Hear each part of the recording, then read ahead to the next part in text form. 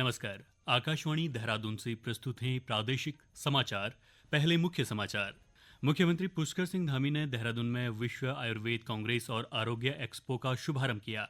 कहा, सरकार प्रदेश में देश की पहली योग नीति लागू करने की दिशा में प्रयासरत। केंद्र सरकार ने कहा, सड़क दुर्घटना पीड़ितों के लिए कैशलेस उपचार की योजना जल्द ही पूरे देश में शुरू की जाएगी। प्रधानमंत्री सूर्य घर योजना के तहत पौड़ी जिले में अब तक 177 रूफटॉप सोलर पावर पॉइंट्स स्थापित किए गए। और रुड़की में स्मार्ट इंडिया हैकथॉन 2024 के 7वें संस्करण के अंतर्गत ग्रैंड फिनाले का आयोजन। संध्या समाचार के साथ मैं जयवीर सिंह। और अब समाचार विस्तार से। मुख्यमंत्री पुष्कर सिंह धामी ने कहा कि सरकार प्रदेश में देश की पहली योग नीति लागू करने की दिशा में काम कर रही है। देहरादून में आयोजित विश्व आयुर्वेद कांग्रेस और आरोग्य एक्सपो को संबोधित करते हुए उन्होंने कहा कि योग नीति आयुर्वेद तथा योग के व्यापक स्तर पर एक साथ लाकर स्वास्थ्य के क्षेत्र में नई क्रांति लाने में महत्वपूर्ण भूमिका निभाएगी। मुख्यमंत्री ने कहा कि ये सम्मेलन आयुर्वेद के क्षेत्र में आपसी ज्ञान साझा करने और विभिन्न शोध कार्यों के साथ ही सहयोग और व्यापार के नए अवसरों को बढ़ावा देगा। उन्होंने कहा कि प्रधानमंत्री नरेंद्र मोदी के नेतृत्व में सरकार आयुर्वेद को बढ़ावा देने के लिए विभिन्न योजनाएं चला रही है। मार्गदर्शन एवं सहयोग से हमारी राज्य सरकार भी प्रदेश के अंदर आयुर्वेद के प्रचार प्रसार के लिए लगातार कार्य कर रही है, निरंतरता से काम कर रही है। वर्तमान में हमारे राज्य में आयुष पर आधारित 300 से अधिक आयुष्मान आरोग्य केंद्रों का संचालन हो रहा है। ई संजीवनी पोर्टल के माध्यम से 70 से अधिक विशेषज्ञों द्वारा आयुष परामर्श प्रदान किया जा रहा है। हम प्रत्येक जनपद में 50 बेड और 10 बेड वाले आयुष चिकित्सालयों की स्थापना कर रहे हैं। हम प्रत्येक जनपद के एक गांव को आयुष मॉडल गांव के रूप में स्थापित कर आयुर्वेदिक जड़ी बूटियों के उत्पादन को भी बढ़ावा दे रहे हैं। इसके साथ ही हमारी सरकार द्वारा प्रदेश में उत्तराखंड आयुष नीति को लागू कर आयुष निर्माण, वेलनेस, शोध, शिक्षा और औषधि पौधों के उत्पादन को गति प्रदान की जा रही है। केंद्रीय आयुष राज्य मंत्री प्रताप राव जाधव ने कहा कि पिछले 10 वर्षों में आयुष के क्षेत्र में सरकार की पहल से आयुष के उत्पादन में 8 गुना वृद्धि हुई है। अब आयुष और हर्बल उत्पादों का निर्यात दुनिया के 150 से अधिक देशों में किया जा रहा है। उन्होंने कहा कि आयुर्वेद अब artificial intelligence, machine learning tools जैसी तकनीक को अपनाकर आगे बढ़ रहा है। श्री जाधव ने कहा कि देश भर में आयुष केंद्र खुलने से आयुष चिकित्सक अब आसानी से परामर्श करके दवा लिख सकेंगे। केंद्रीय सड़क परिवहन और राजमार्ग मंत्री नितिन गडकरी ने आज लोकसभा में कहा कि दुर्घटना पीड़ितों के लिए कैशलेस इलाज योजना जल्द ही पूरे देश में शुरू की जाएगी। लोकसभा में एक प्रश्न के लिखित उत्तर में उन्होंने ये बात कही। श्री गडकरी ने कहा कि 6 राज्यों में प्रचलित योजना जल्द ही उत्तर प्रदेश और देश के बाकी हिस्सों में शुरू की जाएगी। इसमें जो व्हीकल इंश्योरेंस होगा उसमें 7 दिन तक का खर्चा या 1.5 लाख रुपए, इसमें से जो भी होगा उतना 1.5 लाख रुपए तक वो उनको तुरंत मिल जाएगा। ये हमारा जो प्लेटफॉर्म है आयुष्य का और हेल्थ कमीशन का, स्टेट गवर्नमेंट के नेशनल हेल्थ अथॉरिटी और उनके corner police, hospital, state health agency, तुरंत ये पैसा मिलेगा। पायलट प्रोजेक्ट के रूप में आसाम, चंडीगढ़, पंजाब, उत्तराखंड, हरियाणा और पांडिचेरी यहाँ स्कीम शुरू हो गई और 2100 लोगों की जान इसमें बची है और पूरे देश में इस योजना की शुरुआत करेंगे। राजमार्गों पर दुर्घटनाओं की बढ़ती संख्या पर चिंता व्यक्त करते हुए श्री गडकरी ने सदस्यों से ऐसी सड़क दुर्घटनाओं के कारणों का पता लगाने के लिए हर जिले में दुर्घटना निवारण समितियां गठित करने का अनुरोध किया।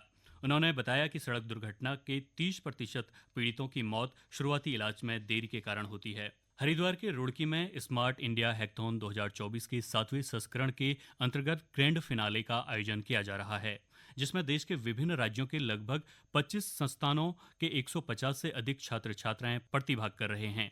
11 और 15 दिसंबर तक चलने वाले कार्यक्रम में छात्रों को वास्तविक जीवन में आने वाली चुनौतियों का समाधान खोजने के लिए प्रेरित किया गया है। इस कार्यक्रम में शामिल हुए छात्रों ने आकाशवाणी से बातचीत में अपने अनुभव साझा किए। नमस्ते, मेरा नाम निर्मिति देशमुख है और हम चंडीगढ़ यूनिवर्सिटी से आए हैं।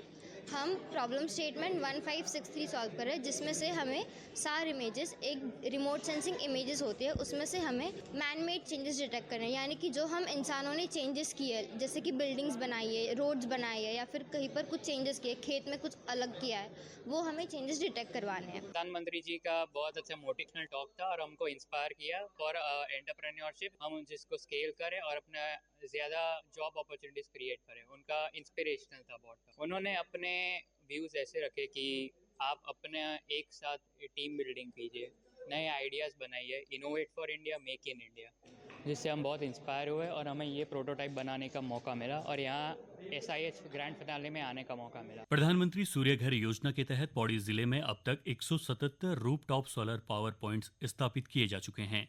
संचालित पॉइंट्स से 708 किलोवाट बिजली का उत्पादन हो रहा है। एक रिपोर्ट। राज्य सरकार उत्तराखंड अक्षय ऊर्जा विकास अभिकरण उरेडा के माध्यम से सौर ऊर्जा उत्पादन के लिए प्रदेश भर के साथ ही पौड़ी जिले में विभिन्न योजनाएं चला रही है। पौड़ी के जिला परियोजना अधिकारी राजेश्वरी विश्वकर्मा ने बताया कि सब्सिडी मिलने के बाद लोगों की योजना के प्रति रुचि बढ़ रही है, जिससे बड़ी संख्या में लोग प्लांट लगाने के लिए आवेदन कर रहे हैं। उन्होंने बताया कि PM सूर्य घर योजना के तहत 1 किलोवाट से लेकर 10 किलोवाट तक के grid connected rooftop power plant लगाए जा रहे हैं। 1 किलोवाट का प्लांट लगाने पर राज्य सरकार 17,000 और केंद्र सरकार 33,000 रुपए की सब्सिडी दे रही है। आकाशवाणी समाचार के लिए पौड़ी से गणेश खुकसाल गणी। रुद्रप्रयाग जिले में पर्यावरण संरक्षण के साथ पर्यटन और एडवेंचर को बढ़ावा देने के लिए समिति का गठन किया गया है। ये जानकारी देते हुए रुद्रप्रयाग वन प्रभाग के उप प्रभागीय वनाधिकारी देवेंद्र सिंह पुंडरीर ने बताया कि इसका उद्देश्य स्थानीय स्तर पर रोजगार के अवसर मुहैया कराना। कनक चौरी, कार्तिक स्वामी पैदल मार्ग पर कई पक्षियों की प्रजातियां पाई जाती हैं। इसे देखते हुए क्षेत्र में युवाओं को बर्ड वॉचिंग का प्रशिक्षण दिया जाएगा, ताकि बर्ड वॉचिंग का प्रशिक्षण प्राप्त कर युवा रोजगार से जुड़ सकें। वन संरक्षक आकाश वर्मा ने बताया कि पर्यावरण संरक्षण के साथ पर्यटन, तीर्थाटन और एडवेंचर को बढ़ावा देने के लिए EDC गठित की गई है। उत्तरकाशी बस स्टैंड में 6 करोड़ 63 लाख रुपए से अधिक की 121 वाहनों की क्षमता वाली 2 मंजिला पार्किंग का निर्माण किया जा रहा है। आज जिलाधिकारी डॉक्टर मेहरवान सिंह बिष्ट ने बस स्टैंड में नवनिर्मित पार्किंग को जल्द नगर पालिका को हस्तांतरित करने की कार्यवाही सुनिश्चित करने के निर्देश दिए। साथ ही जोशियाड़ा में निर्माणाधीन पार्किंग का कार्य 2 माह में पूरा कर आगामी यात्रा काल से पूर्व इन दोनों पार्किंग का संचालन प्रारंभ करने पर जोर दिया। अल्मोड़ा जिले में वनाग्नि को रोकने के लिए छात्रों और ग्रामीणों को जागरूक किया जाएगा। साथ ही ग्रामीणों, विशेषकर महिलाओं को समय पर वनाग्नि के संबंध में प्रशिक्षण दिया जाएगा। आज जिलाधिकारी आलोक कुमार पांडे की अध्यक्षता में यह निर्णय लिया गया। जिलाधिकारी ने वन विभाग के अधिकारियों को निर्देश दिए कि फायर ऐप का व्यापक प्रचार किया जाए। उन्होंने वनाग्नि के लिए जिम्मेदार असामाजिक तत्वों के विरुद्ध कड़ी कार्रवाई करने के भी निर्देश दिए। टिहरी झील में आयोजित 35वीं सीनियर पुरुष और महिला राष्ट्रीय कैनो स्प्रिंट चैंपियनशिप के तीसरे दिन विभिन्न जल स्पर्धाओं में सेना के खिलाड़ियों का दबदबा देखने को मिला। 5000 मीटर वर्ग में पुरुष और महिला खिलाड़ियों ने जबरदस्त पैडलिंग का प्रदर्शन किया। आकाशवाणी से बातचीत में सेना के कोच दिग्विजय नेगी ने बताया कि टिहरी बांध की झील साहसिक खेलों के लिए बेहतर डेस्टिनेशन है। अंत में मुख्य समाचार एक बार फिर। मुख्यमंत्री पुष्कर सिंह धामी ने देहरादून में विश्व आयुर्वेद कांग्रेस और आरोग्य एक्सपो का शुभारंभ किया। कहा, सरकार प्रदेश में देश की पहली योग नीति लागू करने की दिशा में प्रयासरत। केंद्र सरकार ने कहा, सड़क दुर्घटना पीड़ितों के लिए कैशलेस उपचार की योजना जल्द ही पूरे देश में शुरू की जाएगी। प्रधानमंत्री सूर्य घर योजना के तहत पौड़ी जिले में अब तक 177 रूफटॉप सोलर पावर पॉइंट्स स्थापित किए गए। और रुड़की में स्मार्ट इंडिया हैकथॉन 2024 के 7वें संस्करण के अंतर्गत ग्रैंड फिनाले का आयोजन।